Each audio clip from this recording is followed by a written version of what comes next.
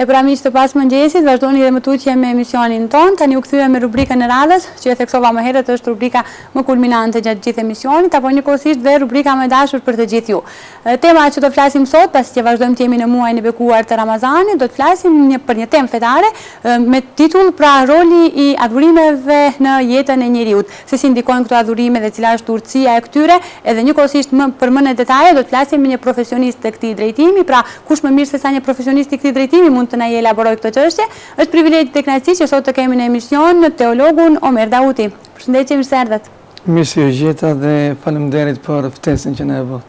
Faleminderit juve që përkrah angazhimeve tani në këto ditë të fundit të Ramazanit keni gjetur kohë edhe për të qenë pjesë në emisionin tonë. Fillimisht urtësia obligimeve fetare nga ana e Allahut. Pra cilat janë ato urtësi që në fakt dalin nga këto obligime apo adhurime fetare?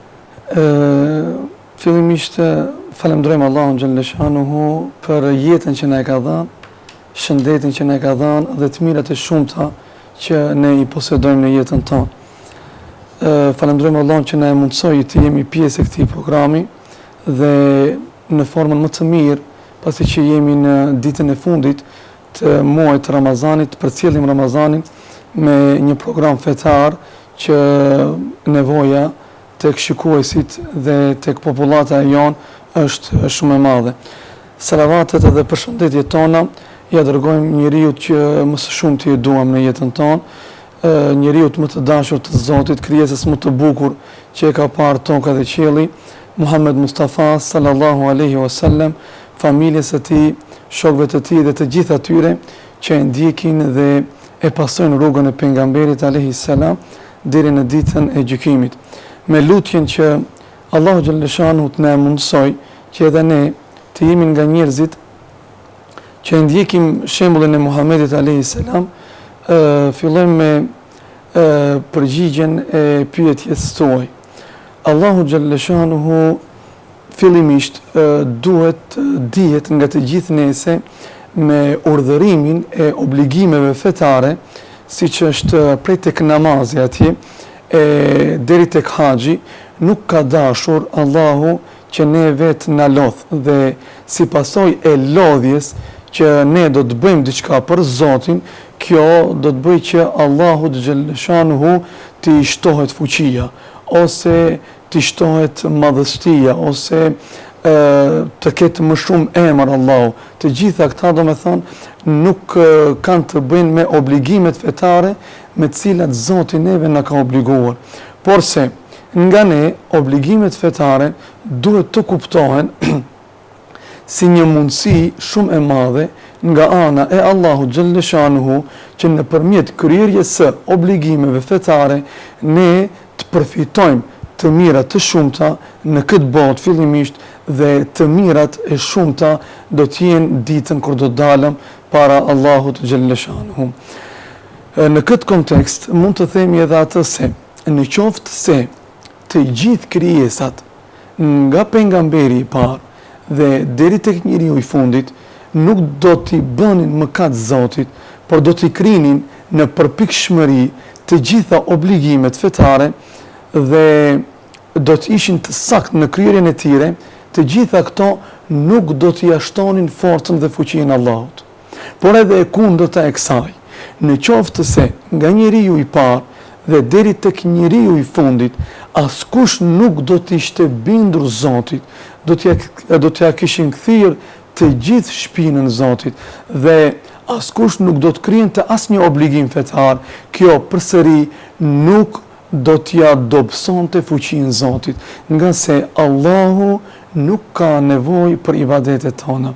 Dhe njerëzit në momentin kur marrin një vendim për të kryer një obligim fetar, asnjëherë nuk duhet të mendojnë se ata janë duke kryer një borxh ndaj Zotit, se Zoti pas ka nevojë për borxhin e tyre, se Zoti pas ka ngel në krizë dhe me kryerjen e obligimit fetar, Zoti dilka nga kriza, por duhet kuptohet komplet ndryshe. Allahu, krijuesi i gjithësisë, ai i cili e din më mirë mënyrën dhe formën se si funksionojmë ne si njerëz, ai i cili e din më mirë trunin ton, zemrën ton, ai i cili ka krijuar gjithësinë dhe ka krijuar çdo gjë që neve na e sheh syri, dhe nuk na e sheh syri, ai ka parapar fillimisht dhe pas kësaj Allahu xhaleshan e ka bërë ligj që ne për të jetuar mirë dhe ne për të qenë të qetë dhe për ne të ketë qëllim jeta dhe ne të kemi një synim i cili synim neve na e vret monotonin në jetën tonë, na i ka obliguar gjërat të cilat ne i kemi të njohura. Kjo është urtësia e parë. Urtësia e dytë është në atë se Allahu xhaleshanuhu obligimet fetare, do me thënë nga namazi dhe të tjerat me radhë, në qoftë se marrim shohim kohën kur ata janë obliguar, në çfarë rrethanash ata janë bërë obligim, do të shohim se ata kanë një synim dhe ata kanë një qëllim shumë të fortë nëpërmjet kryerjes së obligimeve në fjalë ne e arrim ata qëllime. Për shembull, të mos përmendim të gjitha, por të ndalemi tek obligimi i përditshëm që është i muslimanit, pa të cilin nuk mundet të mendohet jeta e muslimanit dhe nuk mund t'i thuhet musliman nëse nuk e bën, e që është namazi. Pse e themi këtë? Nga se Muhamedi alayhi salam na ka bërë me dije se ajo që bën dallimin nga muslimani, nga jo muslimani, është falja e namazit. Nëse shohim historikun e namazit, do të shohim se kjo është bërë obligim në Miraj. Më thënë, në momentin kur pejgamberi alayhi salam ngritet në qiell. Para se të ngritet në qiell, Muhamedi alayhi salam, ato ditë ai do të përjetoj dhimbjet më të mëdha në jetën e tij.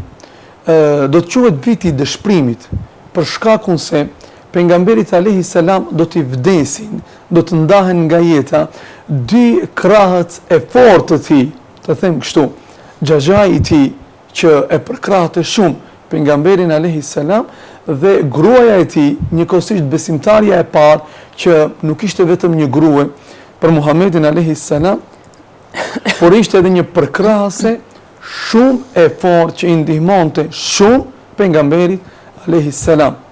Do të ndodhë edhe viti i bojkotit, do të jetë edhe Taifi, dhe të gjitha këto do të ndodhin para Mirajit, para udhëtimit pejgamberit alayhi salam. Dhe Allahu xhaleshanu për t'ia bërë me dije pejgamberit alayhi salam se ti o Muhammed nuk je i vetëm. Ai Zot që ti të ka dërguar nuk të lën vetëm. Ai Zot që të ka obligu me këtë detyrë të rëndë, ai të qëndron pas, Allahu xhaleshanu do ta thret pejgamberin alayhi salam. Dhe do ta merr në një udhëtim, nëpërmjet të cilit udhëtim Allahu do t'ia mundësoj pejgamberit alayhi salam të shoh fuqinë, të shoh krijimtarinë, të shoh madhështinë e madhe të Zotit, që të jetë një mbështetje e fortë dhe të jetë një motiv shumë i fortë për pejgamberin alayhi salam për të vazhduar më tutje. Dhe pejgamberi alayhi salam, historiku është i gjatë, domethënë mënyra si ka ndodhur nuk është tema e Mirajit, por pejgamberi alayhi salam në momentin kur ngritet në qiell, haron të gjitha brengët, të gjitha mërzit, haron çdo gjë që e përjetoi në tokë, nga se ishte në qiell. Dhe i dashuri i Allahut, pejgamberi alayhi salam, na ka dashur shumë neve. Dhe është në qiell, është në bisedë me Zotin, ai mendon për ne në tokë, dhe ai do t'i thotë Allahu xhaleshanuhu që të njëjtën mundësi, të njëjtën përjetim që i kishte pejgamberi alayhi salam, me thënë të kenë edhe besimtarët, të përjetojnë edhe muslimanët, edhe ata që do të kenë ummet i Muhamedit alayhi salam. Dhe Allahu xhaleshanuhu do të jep një dhuratë, të them kështu, një bakshish pejgamberit alayhi salam që do duhet na e sjell neve, që ne do duhet ta kemi këtë dhuratë si kujtim nga Miraxhi pejgamberit alayhi salam. Dhe kjo do të jetë namazi. Dhe pas zbritjes dhe pas urdhrit të namazit, pejgamberi alayhi salam do të thotë se Miraxhi i besimtarit është namazi, që nën kupton, ngritja e besimtarit në qiell është namazi. Pse u ngrit pejgamberi alayhi salam në qiell? Pejgamberi u ngrit në qiell me qëllim që Allah t'ja largoj dhe t'ja harroj brengat. Andaj, Allah e bëri këtë obligim, edhe në dha edhe neve mundësin, që jo një herë në jetën tonë, po 5 herë brenda ditës, ne të ngritemi në qiell. Nga se Allah Gjellëshanu i ka dhënë mundësin pejgamberit alayhis salam të flet, t'ja dëgjoj lutjen, kërkesat, dhe të bisedoj me të, dhe Allahu neve na ka dhënë mundësinë 5 herë brenda ditës, ne të bimë në sejdë dhe të lutemi Allahu Gjellëshanu dhe me bindjen më të fortë të mundshme e them se njeriu i cili me këtë sinim shkon në namaz, ai asnjëherë namazin e tij nuk do të kuptoj si një lodhje, si një breng, si një borxh plus, por do ta sheh orën në më shumë raste vetëm e vetëm është afruar koha e namazit për të përjetuar kënaqësinë që e përjetojnë vetëm ata të cilët e kanë bërë sejdën, kanë rënë në sejdë dhe të gjithë këtë e kanë bërë vetëm me një sinim. Dhe sinimi i tyre nuk ka qenë tjetër pos ngritjes tek Allahu Gjellëshanuhu. Dhe këtë ndjenjë nuk ka njeri në botë që mund të përshkruaj. Nuk ka fjalë të cilët mund të zgjedhin për të përshkruar. Në qoftë se mblidhen të gjithë poetët e botës për të përshkruar këtë ndjenjë nuk munden. Këtë ndjenjë e din vetëm ata që e kanë përjetuar. Para mendoni një person i cili është i lodhur, është i mërzitur, ka borxhe të dunjas, flasim, ka probleme familjare dhe të gjitha këto do me thënë i mendon si pasgjidhje, do me thënë nuk gjen një zgjidhje dhe ai vjen koha e namazit dhe drejtohet do me thënë për në xhami ose për në vendin e faljes ku e ka përcaktuar të fal namazin dhe e merr tekbirin e parë, shqipton fjalën Allahu Ekber, lidhet me Zotin dhe kupton se unë jam lidhur një Zotit që më ka bërë me dije se unë kam një fillim dhe do të kem një mbarim. Në qoftë se unë kam një fillim dhe në qoftë se unë kam një mbarim, atëherë a thua vallë problemet e mia s'pas kanë mbarim.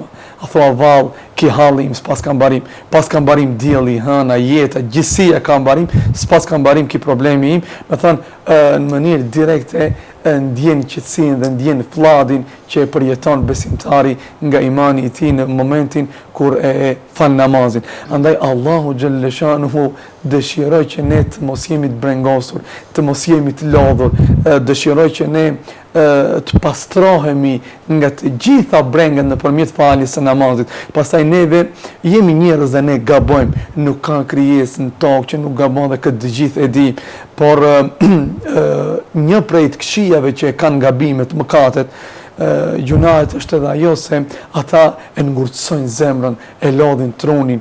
Ne e dim fort mirë për shembull, mëkat është ngritja e zërit ndaj prindërve. Nuk ka njeri i cili mund të thotë se unë ngrita zërin, u qortova me nënën dhe pas qortimit isha i qetë, por të gjithë e ndjejnë brengën. Edhe në qoftë se ai mendon se ka të drejtë, por vetëm fakti se e ka ngrit zërin ndaj nënës atë e brengos. Pse e brengos? Është mëkati ai që ngurtëson zemrën, të lodh trunin. Dhe në këtë moment ai fillon do të thonë të nxihet jeta, të mos flasim do të thonë s'ka njeri i cili arrin të mashtrojë dikën dhe të ndihet krenar pas mashtrimit që e ka bërë, por e ndjen atë lodhsinë, e ndjen atë mërzinë, e ndjen atë brengën. Dhe tash nëpërmjet namazit ne pastrojmë mëkatet. Në qoftë se mëkatet ngurtësojnë zemrën, të lodhin trunin, atëherë nëpërmjet namazit ne pastrojmë mëkatet dhe neve përsëri na kthehet ajo qetësia që e kanë ata të cilët janë pa mëkate. Atëherë Allahu Gjellëshanu dëshiron nga ne që ne nëpërmjet kryerjes së ibadeteve, ishte shembulli vetëm i namazit, kjo që përmendëm, nëse him detajet, do të thonë përmendim zekatin, këta do të thonë, do ndjerim atë që është më e mira dhe do të kuptojmë se jemi ne shumë të nevojshëm që të jemi pjesë e urtësive dhe mirësive të Allahut dhe në këtë rast me fjalën urtësi dhe mirësi e kam për qëllim kryerjen e obligimeve fetare me të cilat jemi të obliguar. Po, do me thënë shumë urtësi, shumë mirësi, ashtu si që e theksuat fshihen pikërisht pas këtyre obligimeve fetare, por cili është roli i këtyre obligimeve në jetën e njeriut apo në jetën e besimtarit? Këta janë të mirat materiale, të mirat e përgjithshme, të mirat e përgjithshme që ne cekëm vetëm pak. Roli i kryerjes së ibadeteve është aq i madh sa që nuk gaboj as pak në qoftë se them se nuk mund të mendohet njeriu të fitoj epitetin njeri pa kryerjen e këtyre obligimeve fetare. Pa ndonjë keq kuptim. Të gjithë ne jemi njerëz. Mirë po, njeriu për të qenë njerëzor, për të qenë njeri që nuk bën dëm, nuk mashtron, është i hajrit, është i mirë për të tjerët, është i dobishëm për të tjerët, ai njeri duhet jetë i lidhet ngushtë me kryerjen e obligimeve fetare. Krahas të mirave që ne përjetojmë në aspektin shpirtëror, në aspektin e mbrendshëm, që përmendëm domethënë për tyre qetësi dhe rahatësi, roli i kryerjeve të obligimeve fetare është për të mbajtur të gjallë moralin e njerëzve, për të mbajtur të gjallë karakterin e tyre, për të mbajtur të gjallë fundja edhe zemrën e njerëzve, nga se shumë njerëz shohim që lëvizin, kryejnë punë, mirë po janë me zemra të vdekura, nga se zemrën nuk e mban të gjallë në kuptimin e qetësisë, në kuptimin e mirësisë, në kuptimin e asaj që një zemër të rra dhe në çdo raje të mendoj të mirën e të tjerëve, paqen e njerëzve, synimi dhe qëllimi i Islamit është kjo. Andaj, pse themi se shumë zemra janë të vdekura, nga se ata nuk reagojnë në momente kur duhet të reagojnë, kur është në pyetje mëshira. Nuk reagojnë. Kur është në pyetje ndihmë ndaj të varfërve, nuk reagojnë. Kur është në pyetje të jam dëgjosh dikujt hallin se ka një brengë dhe ai duhet të shprazet, duhet të fletë me dikën, duhet të qaj dertin dikujt, duhet të qaj hallin dikujt, dhe ai nuk ka domethënë durimin që ta dëgjojë. Dhe kjo domethënë nuk është gjë tjetër pos një zemre e vdekur që nuk paraqet atë çka duhet të paraqet zemra, ose paraqet realisht zemra e gjallë. Të gjitha obligimet, të gjitha ibadetet, adhurimet që ne jemi të obliguar nga Zoti, krahas të mirave kanë edhe një synim kryesor që nëpërmjet asaj ne të arrijmë në atë. Për shembull, Islami është dëshmi se nuk ka Zot tjetër dhe se Muhamedi alayhi salam është i dërguari i Allahut xhallashanuhu dhe është rob si të gjithë njerëzit e tjerë. Ne jemi të obliguar dhe është lloj i ibadetit, të fillojmë nga e para, që në çdo moment, në çdo çast, në çfarëdo lloj gjendje që jemi, në çfarëdo lloj vendi që jemi, ne duhet të përmendim Zotin. Ela bi dhikrillahi tatma'innul qulub. Zoti thot në Kur'an se zemrat e njerëzve qetësohen me përmendjen e Zotit xhallashanuhu. Para mendoti tani, të shkon dikush tek mjeku, tek ai i cili e njeh trupin e njeriu, e njeh smundjen e njeriu dhe vërteton problemin që ai e ka. Dhe ai pas të gjithë analizave i jep ilaçin e duhur pacientit dhe thot që ti duhet të qëndrosh dhe duhet të jesh shumë i saktë në praktikimin e këtij ilaçi, para mendo sa do të jetë i saktë ky person në këtë. Tash nuk thot mjeku, por thot Zoti i mjekut. Nuk thot një person që ka njohuri për trupin tënd, por thot ai që ka krijuar trupin tënd. Nuk thot ai i cili ka njohuri për njerëzit, por thot ai i cili din më mirë për njerëzit se sa njerëzit që din për veten e tyre. Në qoftë se zemrat tuaja nuk janë të qeta, në qoftë se ju jeni të mërzitur, në qoftë se ju të jeni të lodhur, mos e kërkoni lodhjen në gjëra të tjera, por kërkojeni lodhjen tuaj që të çlodheni, kërkojeni largimin e mërzive tuaja në përmendjen e Allahut xhallashanuhu. Andaj dietarët me të drejtë kanë thënë se prej të mirave të mëdha që Allahu xhallashanuhu na i ka dhënë neve besimtarëve muslimanëve është edhe ajo se Allahu ta ka mundsu ti edhe mu, Allahu ta ka nxjerr ti në mend që pas një problemi të rënd ti nga thellësia e zemrës tënde të thush La ilaha illa Allah, Muhammedur Rasulullah, dhe përkujton Allah. Dhe kjo ndjesi është shumë e madhe. Do thënë, kjo të bën që të harrosh të gjitha brengat që i ke, por kur në momentin kur kjo do të del nga zemra dhe do të del me bindje të thellë dhe të plot se ti këtë e bën për Allahun xhelle shanuhu wa xhelle xhelalu, ose paramendo ti në një moment gëzimi dhe je duke u kënaqur me të mirat që Allahu xhelle shanuhu ti ka dhënë, dhe në atë moment ti e shqipton një fjalë tjetër shumë të dashur të Allahu xhelle shanuhu, elhamdulillah. Të më falënderimi i takon Allahu xhelle shanuhu. Tash ti nëpërmjet kësaj fjale ti do të kënaqesh edhe më shumë me atë mirësi, por ti vetëm se je tani më një rob falënderues ndaj Zotit, dhe Allahu xhelle shanuhu është i pasur i absolut që zotron pasuritë e gjithë dynjas. Ai ka premtuar se ata të cilët përmendin Zotin e tyre dhe falenderojnë Zotin për mirësitë që Zoti ju ka dhënë, Allahu xhelle shanuhu do t'ju shtojë. Ndaj, përmendja Allahut, ibadet për ibadeteve të Allahut që luan rol shumë të madh në jetën tonë, nga se neve në e mundson që nëpërmjet përmendjes së Zotit të qetësojmë zemrat tona. Pastaj çështja e namazit.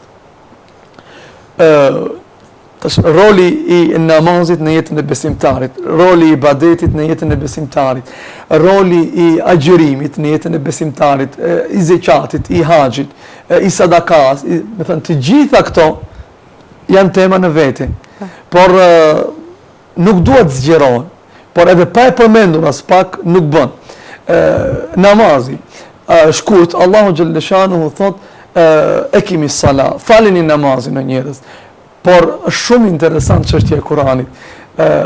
Allahu neve na thret që kur të flasëm, të jemi të qartë në gjërat që i themi. Të flasëm me gjuhën që njerëzit na kuptojnë. Tash ai Zot që na urdhëron neve të flasim me këtë gjuhë, ai Zot flet në gjuhën më të mundshme që njerëzit mund ta kuptojnë. Dhe është shumë interesant, pas çdo obligimi, pas çdo urdhërese, Allahu xhelle shanuhu më njëherë nuk na le neve të lodhemi, të kërkojmë ndonjë pjesë tjetër, ose të kërkojmë në çështjen na urdhëroi për diçka filani, mirë po pastaj u ngatruam, s'di çka tha, por nuk e kuptom pse. Por Allahu xhelle shanuhu më njëherë pas urdhrit, më njëherë na tregon edhe arsyen pse ne me krij atë obligim, pse ne me bë atë ibadet, falin namazin, e pse me fal namazin o Zot, sepse më njëherë qëllimi na tregon, më thon, pas obligimit. Pse? Sepse në përmjet faljes së namazit, ju largoheni nga gjërat, ose namazi ju mundson të largoheni nga gjërat e irrituara, që neve na e kanë lodhë shpirtin dhe na e kanë nxi jetën njerëzit të cilat bëjnë veprime të tilla, të irritueshme.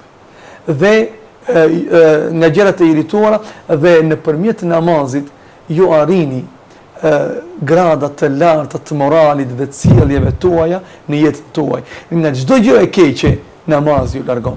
Kështu që nuk mundet të mendohet një njeri të jetë i sjellshëm dhe i edukuar mirë, dhe këtë edukim të mos e bëj për një ndër, se për shembull mund thotë dikush, mirë hoç, ti thu se nuk mund të mendohet, por ne shohim njerëz të cilët i bëjnë.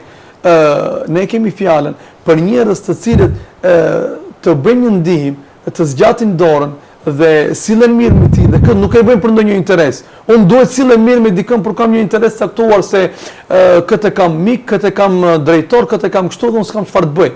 Por bëhet fjalë domethënë për një sjellje, një njeriu i cili nuk dallon të varfrin nga i pasuri, nuk dallon fëmijën nga i madhi, nuk dallon të çmendurin nga i zgjuari. Do thënë sjellja e tij është e njëjtë ndaj të gjithëve dhe nuk bën kështu ndryshime. Dhe ky njeri këtë sjellje ta bëj vetëm atëherë kur do të jetë i lidhur fort me namazin. Pastaj roli tjetër i namazit është edhe ajo se neve na jep mundësinë të takohemi me miqtë tonë, me shokët tonë. Dhe nëpërmjet këtij takimi, ne një kohë shumë të shkurtër do ta kalojmë në xhami, për shembull, kemi 24 orë dita, dhe nga 24 orë, nëse marrim kohën e 5 namazeve, neve asnjë orë të gjitha nuk ne i marrim. Por neve nëpërmjet namazit Allahu dëshiron që ne të bashkohemi, të lidhemi, të çajmë dertin e njëri tjetrit, të çajmë dertin e dikujt që s'ka pas mundësi të vijë në namaz. qenë ka i smut filani ose pas ka probleme, atë nga xhamia ne të organizohemi dhe dalëm në krati, në ndihmat e tjetrit, në obligime dhe në ndërtimin e jetës në cilën jemi duke jetuar, nga se me njerëz e bëjmë, e tash në qoftë se namazi nuk do t'i tubon të njerëzit. Ne jemi duke parë, domethënë, në kohën moderne, në kohën që është tepër dinamike dhe njerëzit, domethënë, çdo gjë sot e kanë të lidhur me mjetet qoftë interneti, qoftë rrjetet sociale, e ke rënë domethënë njerëzit edhe në përdarka ti bashkosh. E lemo ti bashkosh në për aktivitete të tjera ose ndihmesa të tjera. Tash namazi. Kudo që ti duhet mblidhesh dhe duhet të bësh, duhet të takohesh me miqët. Dhe preja ti domethënë duhet të shohësh çfarë ka nevojë vendi ku je duke jetuar, çfarë ka nevojë të varfërit, çfarë ka nevojë mali, çfarë ka nevojë rruga, çfarë ka nevojë fëmijët, ose çfarë ka nevojë, domethënë gjitha këto bëhen pas daljes nga xhamia. Pastaj të mos gjeron në namazin, nëse e marrën domethënë agjerimin. O ju që keni besuar, ju është bërë juve obligim agjerimi.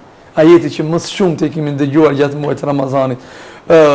Dhe ju mos u mërzitni se ju kam obligu këtë agjerim, se nuk jeni të parët, por këtë obligim e kanë pas edhe të tjerët, si kanë qenë të urdhëruar edhe popujt para juve, dhe me njëherë pas urdhërimit Allah na tregon. E pse më agjeru o Zot?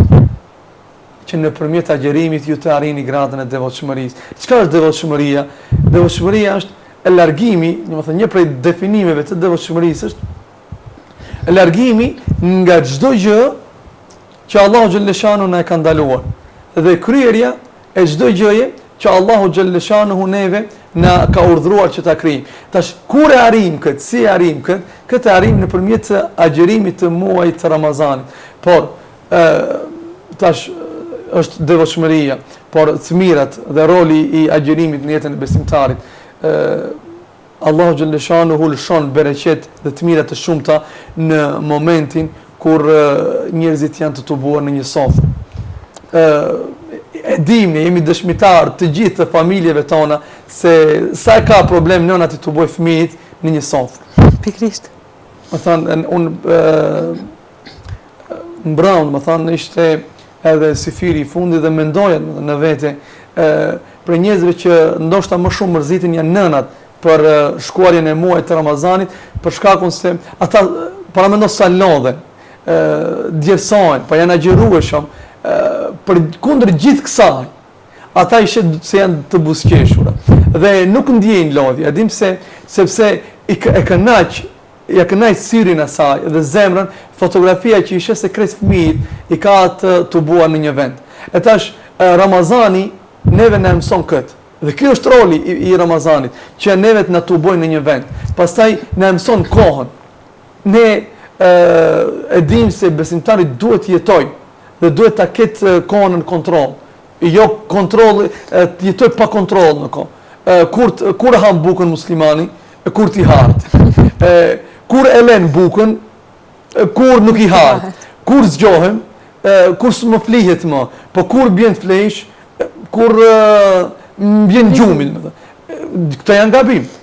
Besimtari duhet të ketë në kohë, duhet të jetë i saktë në kohë, dhe duhet të ketë kohën kur han, duhet të ketë kohën kur flen, kur zgjohet, kur shkon punë, kur e fal namazin, dhe krejt këtë neve na mëson Ramazani, dhe na e bën me dije se ju keni mundësi. Pse keni mundësi? Se në qoftë se për shembull në Ramazan ti e arrite këtë për 30 ditë, ti në kohën e sifirit ishe, edhe pse sifiri është në momentin kur më shumë të neve na flihet, por ti ishe në sofër, a ishe se mundesh. Më thënë, të jep besim në zemrën tënde. Në kohën e iftarit, a ishe se mundesh, ishe në vendin e dur, në taravi, ishe në vendin e dur, dhe të gjitha këto, ti duhet t'i mësosh dhe duhet t'ish i saktë në kohë. Pastaj ndjesia që duhet ta përjetojmë ne për të varfërit. Edhe këtu do të thonë, është një farë lloj keqkuptimi, se kur vjen iftari, për shembull hahet ushqimi, derisa e shet dikon duke ngrënë, thosh se është momenti i fundit që e ha. Dhe pastaj s'ka mundësi të lëviz, është problematike. Ha ushqim dhe mos e tërpëro, sepse Allahu xhalleshanu nuk i don ata që e teprojnë. E tash, ti duhet të jesh në shoqërinë e ndjesisë së untësisë. Pse? Do të kuptosh ndonjëherë edhe atë që nuk han. Dhe nëpërmjet kësaj, automatikisht ti do të ngjallet ndjesia për t'ju zgjat dorën të tjerëve që nuk kanë, edhe nëse ti nuk i ke kryer të gjitha, sepse ne shohim njerëz që ndihmojnë, por ndihmojnë në momentin kur ata e kanë kryer të gjitha punët e veta. Tash këto janë shumë pak. Edhe shumë pak njerëz ndihmojnë. Por kush duhet ndihmoj? Duhet ndihmoj personi i cili një gjë që ja ka siguruar vetes së tij, jeton me ndjesinë që duhet t'ja jap edhe tjetrit. Dhe tash, nga roli i Ramazanit që neve na mëson kët, kalojmë tek zekati. Dhe zekati kët neve na urdhëron. Dhe nëpërmjet zekatit ne këtë mësojmë. Dhe ky është roli i zekatit, që ne pasurinë nuk duhet ta tubojmë, sepse nëpërmjet tubimit pasurisë, nëse njerëz caktuar vetëm vrapojnë pas tubimit pasurisë, do të tubojnë pasurinë e krejt botës, ata që janë më të aftë do marrin pasurinë e krejt botës ku ngelen të varfrit. Pastaj edhe ata do të mërzitin me pasurinë e tyre se s'kan çfarë të bëjnë. Por Allahu xhaleshanu një pjesë shumë të vogël kërkoi nga ne që ne të vrasëm unin ton, që tek ne të mos jetë në prezencë shoqëria e kryelartësisë, që ne e kemi dhe tjerët nuk kanë, por që ne duhet të ndajmë pasurinë me të tjerët dhe të jemi në shoqëri të tjerëve, në ndihmë të tjerëve dhe nëpërmjet dhënies së zakatit, ai Zot që të ka obliguar kryerjen e këtij obligimi, ai Zot ka premtuar se shumë më shumë do ta shtojë pasurinë nëse ti je i saktë në kët. Pastaj haxhi, obligim për obligime fetare që neve na jep mundësinë të përjetojmë të mira të shumta, por një prej të mirave të haxhit është se ne kemi gjenezën, domethënë fillimin e kemi të njëjtë, që kjo neve na jep mundësinë të kuptojmë se edhe fundi do ta kemi të njëjtë. Andaj, ne kemi ardhur në dunja pas një petk dhe petku jon i parë nga nëna tana ka qenë petku i bardhë. Pastaj petku do të dalën për kësaj dunje me të njëjtin petk, me të njëjtën veshje. Kjo mësim shumë i madh është dhe me këtë mësim duhet jetojmë. Dhe ky pet do të jetë petku që e mbulojmë të vdekurin për ta dërguar në varr. E tash, aty nuk dallohet. Është i pasur, t'ia veshim pasi që është i pasur ta dallojmë, e këtij t'i japim një parë çora plus, jo s'ka. Tani je i pasur, je i varfër, jeta e jote do të jetë, në fakt përfundimi i jot do të jetë i njëjtë sikur ai që s'ka pas asnjë send hiç. Dhe tash kët ne mësojmë ku në hax. Nga se veshja e ihramit është e njëjtë për të gjithë njerëzit. Urdhri i obligimit të ihramit, siç vlen për të varfrin i cili me shumë vështirësi ka shkuar në hax, vlen edhe për të pasurën i cili ka të gjitha kushtet.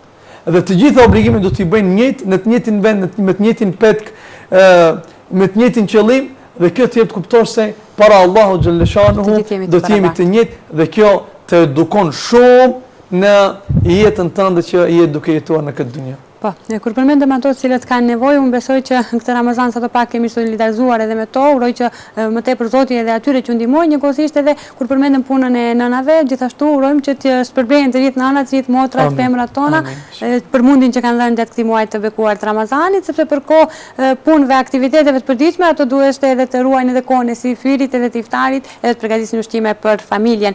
Njëkohësisht folëm për rolin e këtyre ibadeteve apo adhurimeve në jetën e njeriut. Do më intereson të tani pak ndikimi, se si ndikojnë këto adhurime në jetën e një individi apo në jetën e një besimtari.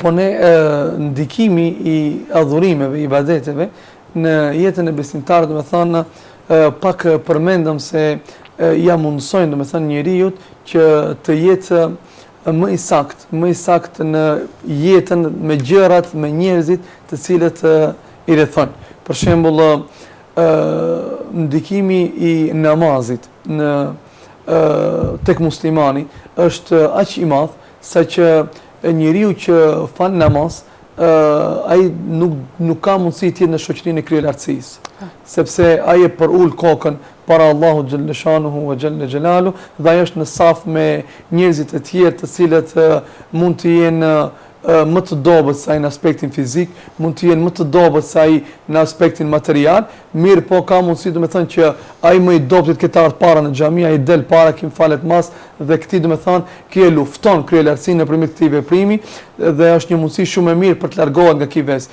Pastaj çështja e hasedit, xhelozisë nëpërmjet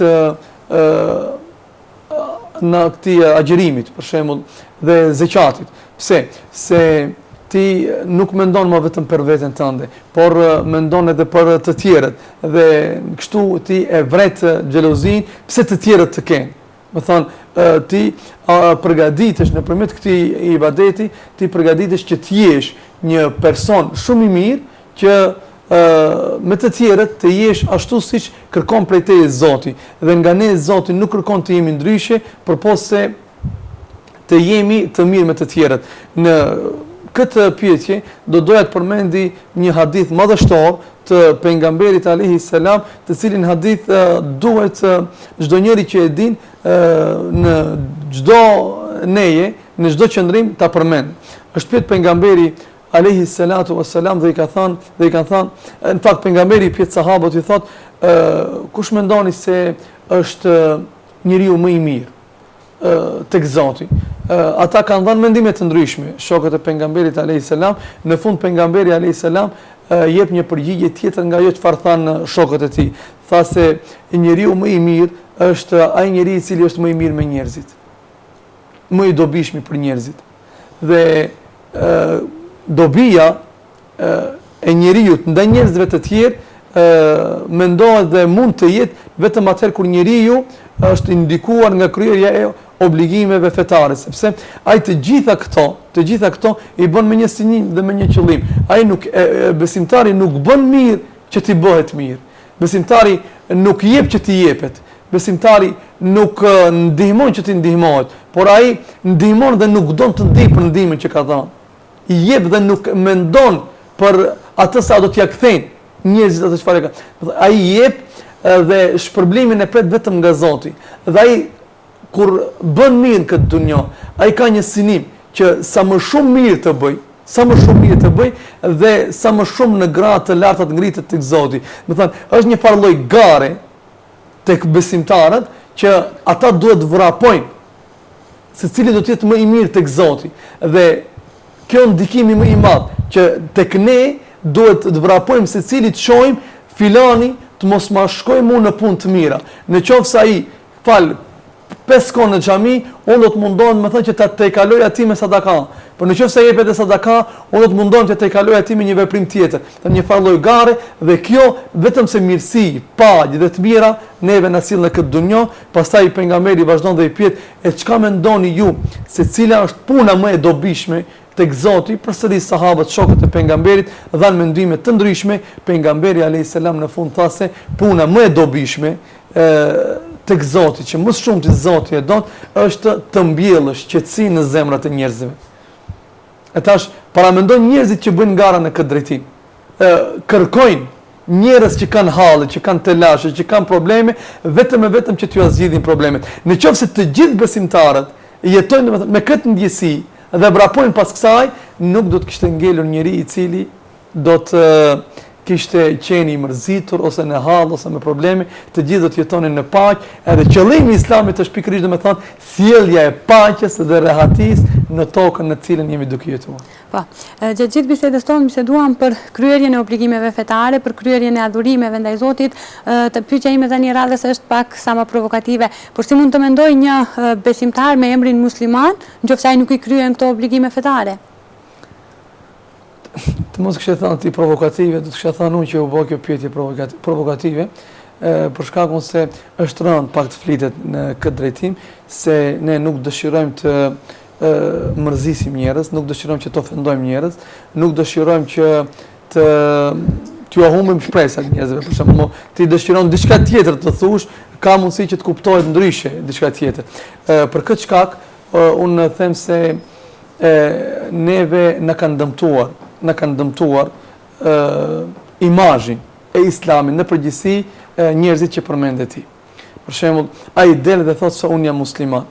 Dhe Islami është kiç që përmendëm. Në pika shumë të shkurtra. Por me një qëllim, me një fjalë, muslimani duhet të jetë paqësor. Dhe nuk mund të mendohet muslimani të jetë arrogant, nuk mund të mendohet të jetë kryelartë, nuk mund të mendohet të jetë xhelos, nuk mund xhelos me xhelozi negative, nuk mund të mendohet besimtari të jetë për njerëzve që mendon vetëm për veten e tij, të ketë probleme familje, ku i di unë çfarë. Nuk mund të mendohet kështu besimtari. Besimtari përveç se i mirë nuk mund të mendohet ndryshe. Besimtari përveç se në vendin ku është prezent të sjell paqe dhe mirësi nuk mund të mendohet ndryshe. Besimtari përveç se i dobishëm për të tjerët nuk mund të mendohet ndryshe. Dhe kjo dobi nuk është e kufizuar vetëm për muslimanët, sepse ne jemi njerëz që ndjekim rrugën e pejgamberit alayhis salam. Jemi ndjekës të Muhamedit alayhis salam. Kush është pejgamberi alayhis salam dhe pse erdhi pejgamberi alayhis salam dhe cili ishte qëllimi i dërgimit të Allahut, wa ma arsalnake illa rahmatan lil alamin, dhe ne nuk e dërguam pejgamberin alayhis salam tek ju për asnjë gjë tjetër, pos që pejgamberi alayhis salam të jetë mëshirë dhe rahmet për të gjithë krijesat. Për të gjithë, jo për muslimanët. Ka mund thonë Allah për muslimanët, por për të gjithë. Dhe këtu të gjithë hinë të gjithë njerëzit, por hinë edhe të gjithë krijesat, të gjithë gjallësat, dhe hinë toka, dhe hinë bimët, dhe hinë shtazët, dhe të gjitha që ne shohim. Dhe besimtari përveç se i mirë për të gjithë nuk mund të mendojë ndryshe. E ta çka është puna e këtyre? Njerëzit ka mundësi që të mos e marrin islamin nga baza, të mos e marrin islamin nga ajo çka Allahu neve na urdhëron ta marrim. Do thonë, fillojmë ne të paraqesim islamin tek ju, dhe ne këtë islam me paraqesim me ikra bismi rabbike alladhi khalaq, lexoni, mësoni, dhe ju duhet ta keni qartë, masi ne filluam me lexim, me urdhër këtë fe, këtë Kur'an, ju duhet ta keni të qartë se pa lexim kot e keni. E tash mos e merr islamin nga të tjerët, mos e merr islamin nga musliman me emër, por merr islamin nga libri, nga baza, nga pejgamberi alayhis salam. Shikoni Aliun radhiyallahu anhu, dhëndri i pejgamberit alayhis salam.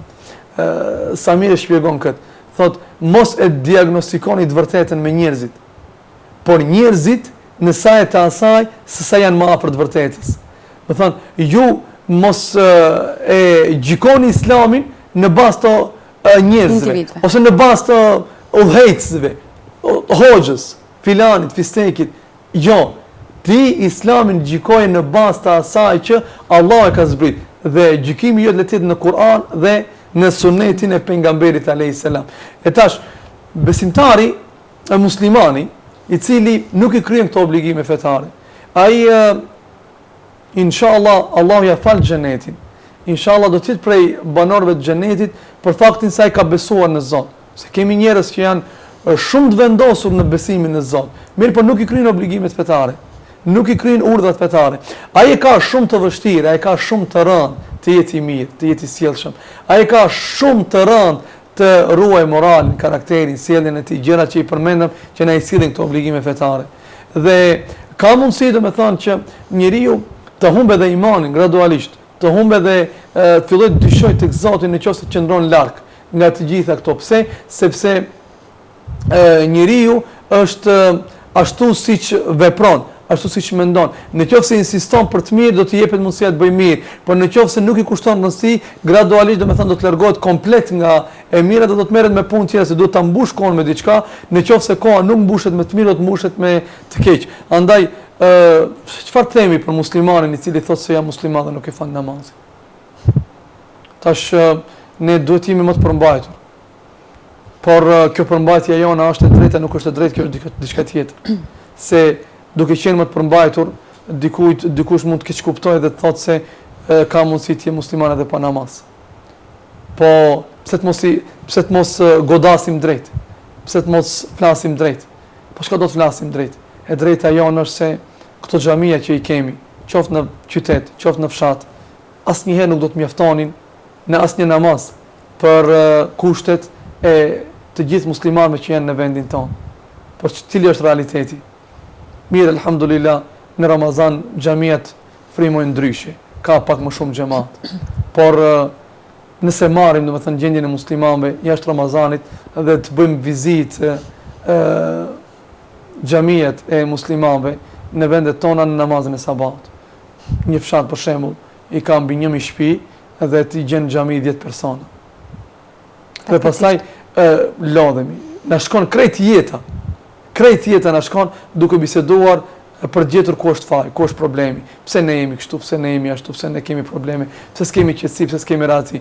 Po ku do të kesh rahatsí, ku do të kesh qetësi kur ti nuk je aty ku Allahu të ka obliguar me një obligim, me cilin obligim të arrin qetësinë dhe arrin rahatin tënde në jetën e kësaj dunjaje. Për këtë nuk dukisha dashur shumë të zgjerohem në këtë sepse realiteti neve na flet ndryshe, por se duhet të flitet për kryerjen e obligimeve fetare dhe duhet të flitet njerëzit të cilët janë larguar nga çështjet e Islamit, duhet t'ju bëjmë me dije para se ata të përballen me fatkeqësinë, para se ata të përballen me problemin, para se ata të përballen me fatkeqësi që rruna Zot kanë mundësi, domethënë të jenë pas zgjidhje dhe duhet ju flitet atyre.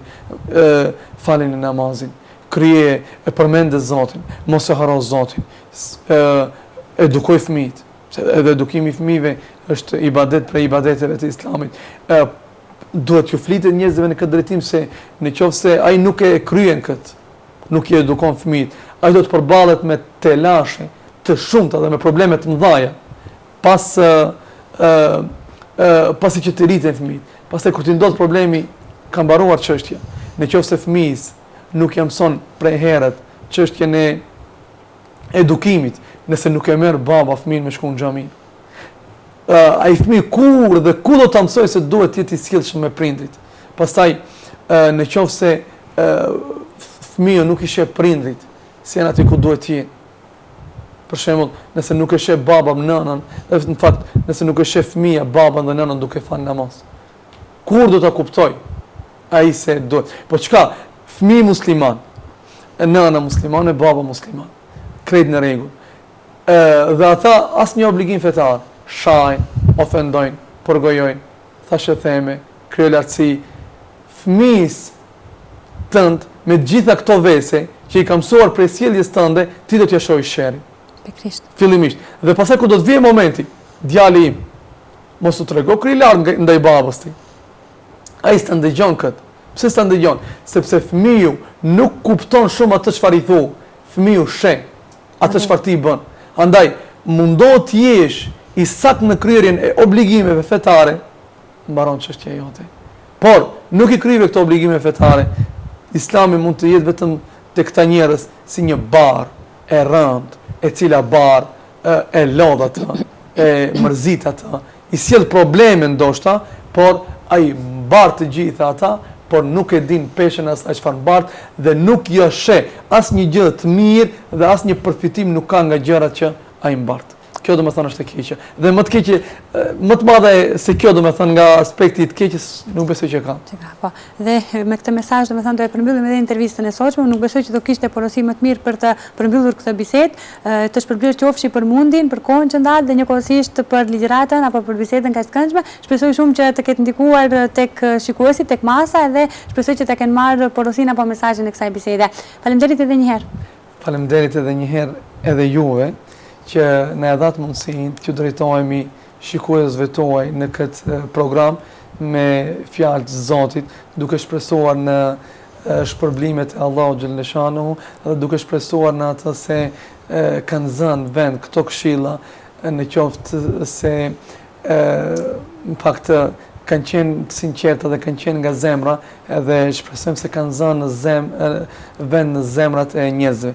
Unë ju përgëzoj shumë për këtë emision, lut Zotin në këtë muaj të shenjtë dhe në këtë ditë të fundit të Ramazanit, Zoti t'ju jep shëndet dhe t'ju mundsoj që të keni suksese edhe në programet tjera të ardhshme inshallah. Amin, faleminderit.